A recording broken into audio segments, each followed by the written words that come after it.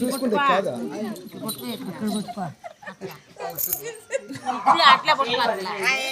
చెల్లి లక్ష్మణమ్మదేవి ఆ యొక్క చేతికి ఇమ్మా వాళ్ళ చేతికి ఇమ్మను చెల్లి లక్ష్మణమ్మదేవి దాని విధానం మేము ఒక తూరు తెలుపుతున్నా ఆలకించు ఆడు బ్రతుకే ఆడు బ్రతుకని చెడుస్తూ చెల్లమ్మను చెడుస్తూ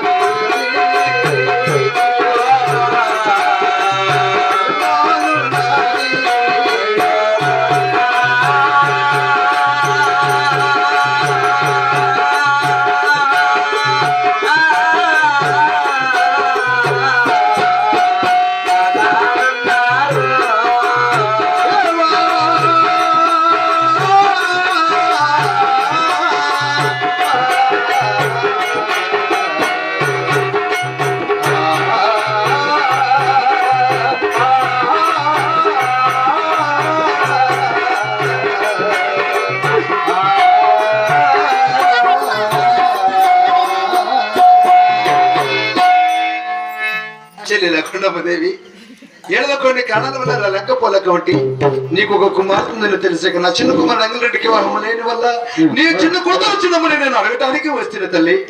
అన్నయ్య అది ఏమిటి మాటలు పలుకుతున్నావు తండ్రి? మీరు కొలిసేది శివమతము, అవునులే మేము కొలిసేది అరిమతము.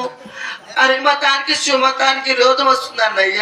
చెల్లెల కొండమ్మదేవి ఎంత మాత్రం అలా నాడు నువ్వు శివమతంలో పుట్టలేదా? నిన్ను అరిమతానికి ఇచ్చిన నీ వివాహం చేయలేదా తల్లి? ఏంటి మాటలమ్మా అవి? చూడనయ్యా, ఆ నాటి కాలం అట్లుండా కదా మరి ఈ నాటి కాలం ఇట్లుంది కదా తండ్రి. అవు ఎంత మాత్రమేనా నేను నా పెట్టిన లేను. చుట్టమ రీతికి వచ్చావు, బందకి రీతికి వచ్చావు, అలాగనే వెళ్ళిపోండి అన్నయ్యా. చెల్లెలా ఏంటి మాటలు అవి? అన్నయ్యా అమ్మ ఎత్తు కొమ్మలో రీతిగా నమల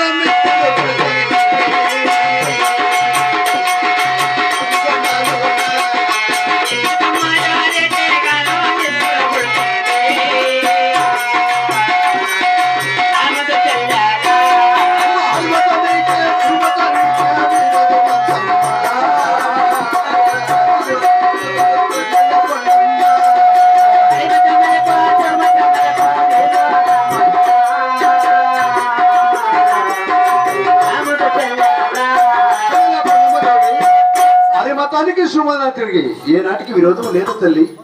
శివశేష సాక్షిగా పంచపట్టమల సాక్షిగానే మన తల్లిదండ్రి పాదాల సాక్షిగా మేము కూడా హరిమతమే తెలుస్తున్నామని అష్ట ప్రమాణం చేస్తున్నాను తల్లి. అన్నయ్య అంత పట్టిడు కొన్నావు కదా, అలాగనే నా పెళ్లి ఇస్తాను అయ్యా. ముడికి మాటకే తల్లి ఇచ్చామన్నయ్యా. చూడమ్మా, నీ బిడ్డని ఇట్లా సందర్భంలో నాకు ఎంత ఆనందం కాలం వేస్తున్నదా తల్లి. అందమే ఆనందం, ఆనందమే జీవితం.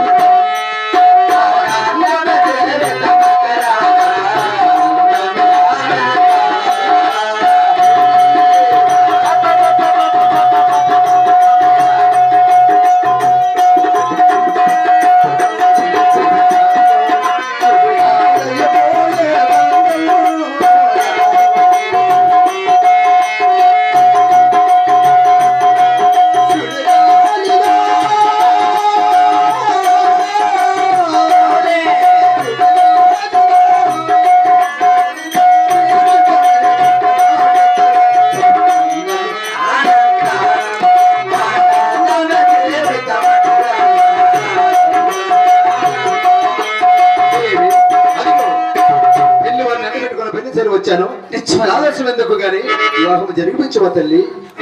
స్వామి